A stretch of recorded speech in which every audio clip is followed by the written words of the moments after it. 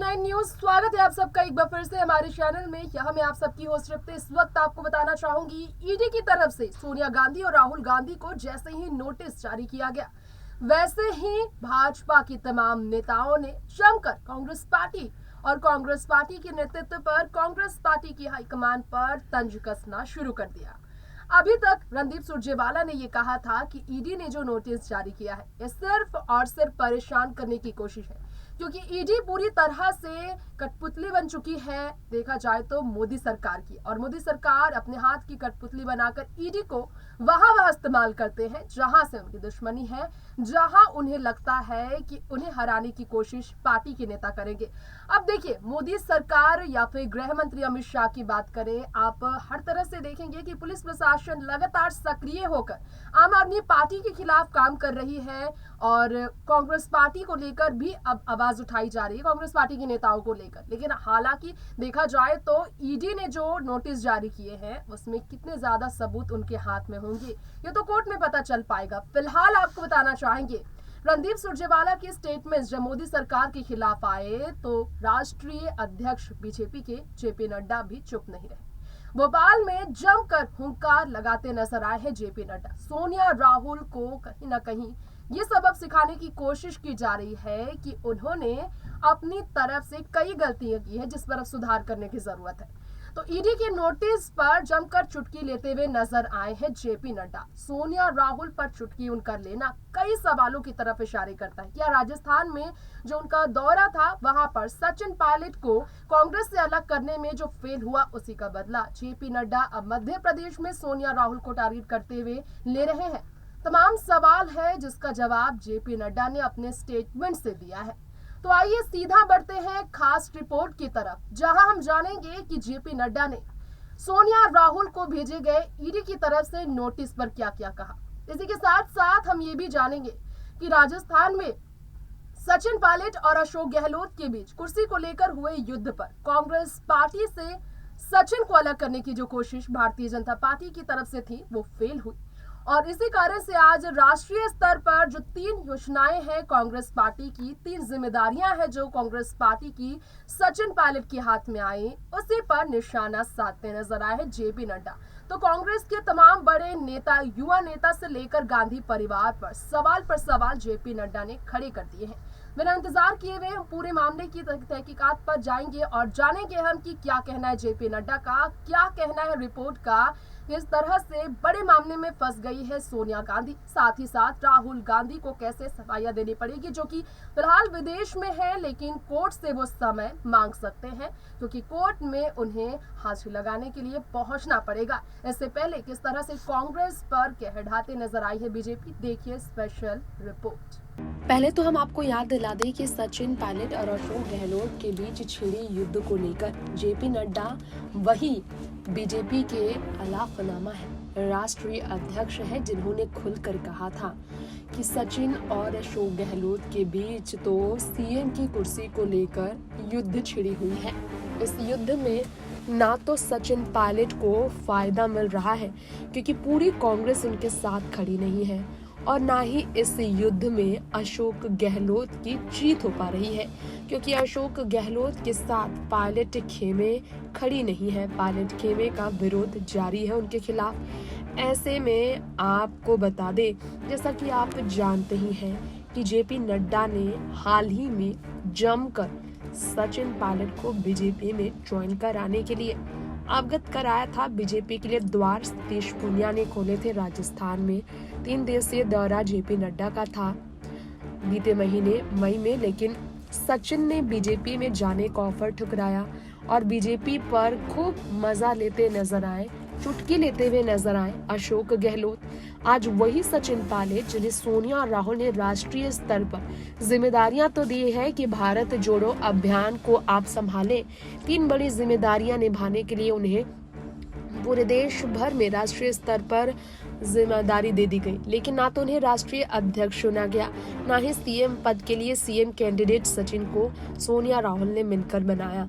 तो देखिए, पद देने के लिए सोनिया राहुल तैयार नहीं है सचिन को, और बीजेपी का ऑफर, सीएम कैंडिडेट तक का ऑफर लेने से सचिन ने सीधा इनकार कर दिया है, अगर माने खबरों की, जहां तक कयास कहते हैं।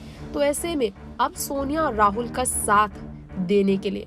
अंधा विश्वास कांग्रेस पार्टी पर सचिन पायलट का इतनी बड़ी मुसीबत में उन्हें लेकर आया है, आप सोच भी नहीं पाएंगे। जैसा कि आप जानते हैं, भाजपा के अलखनामा जेपी नड्डा ने जिस तरह से हाल ही में जमकर अपना गुस्सा दिलीप जोशी के मीडिया पर बयान को लेकर निकाला था, अब जो है वो सोनिया और राहुल पर ईडी का शिकंजा कसने का लुत्फ उठाते नजर आए। इशारे में उन्होंने जो है सो पूरी कांग्रेस पार्टी की जीत की गुहार लगाने वाले सचिन पायलट को भी सीख दे दी है कि बीजेपी का दामन थामने के बजाय बीजेपी को ठुकराने वाले, बीजेपी के ऑफर को ठुकराने वाले सचिन को समझना चाहिए कि उन्होंने कितनी बड़ी गलती की है।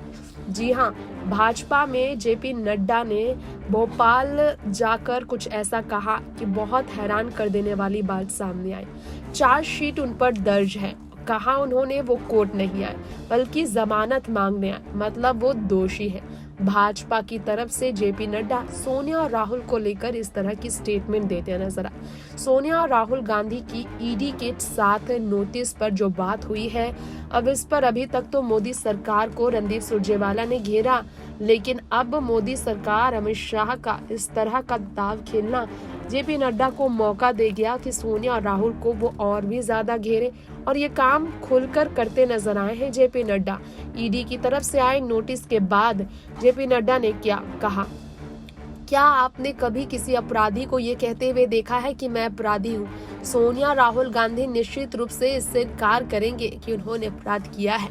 भाजपा प्रमुख जेपी नड्डा ने राष्ट्रीय महासचिव कैलाश विजयवर्गीय, असम के मंत्री अशोक सिंघल और असम के मुख्यमंत्री हिमंत बिस्वा शर्मा के राजनीतिक सचिव जयंत मलबरवा को त्रिपुरा में आगामी उपचुनाव के लिए चुनावी प्रभारी के रूप में नियुक्त किया, और इसके बीच में सोनिया राहुल पर जमकर वो चुटकी लेते नजर आए।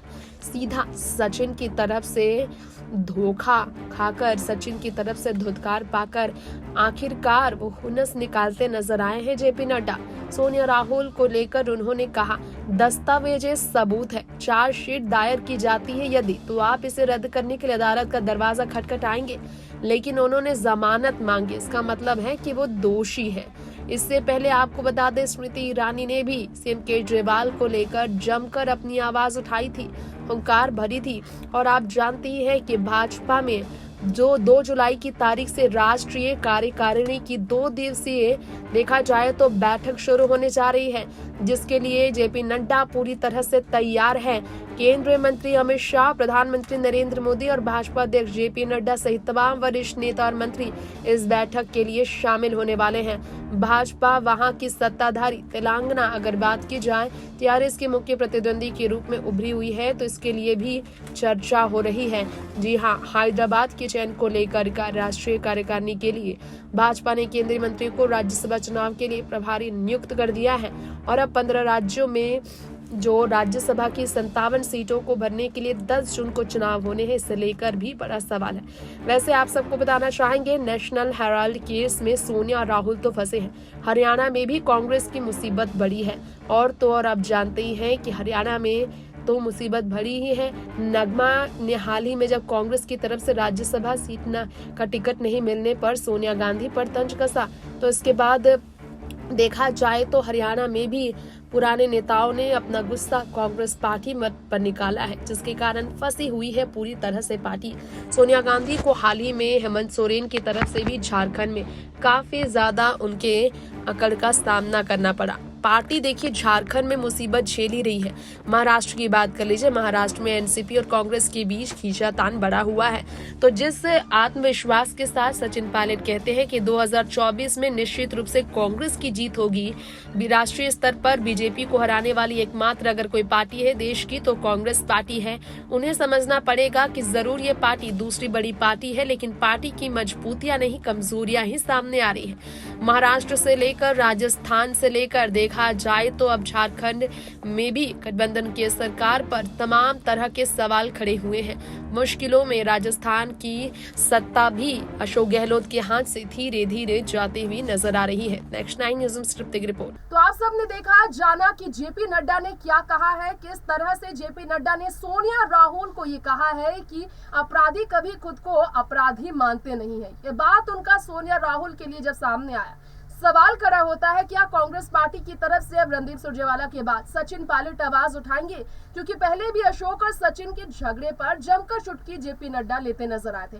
सतीश पूनिया ने भी यही काम किया था और राजस्थान में देखिए वसुंधरा राजे का कदम फिर बढ़ा है, जब बीजेपी की तरफ कदम बढ़ाने की बजाय सचिन ने कांग्रेस के साथ ही आगे अपनी राजनीति को बढ़ाने का फैसला लिया। इस बीच सोनिया गांधी और राहुल गांधी को लेकर ईडी ने जो फैसले लिए हैं, कैसे इस मुसीबत से बाहर आएंगी सोनिया गांधी और कैसे आने वाले चुनावों को लेकर सोनिया राहुल के साथ मिलकर अपनी प्लानिंग को सफल कर पाएंगे, देखना होगा। फिलहाल लेंगे इजाजत, देखते रहे नेक्स्ट 9 न्यूज़। नमस्कार।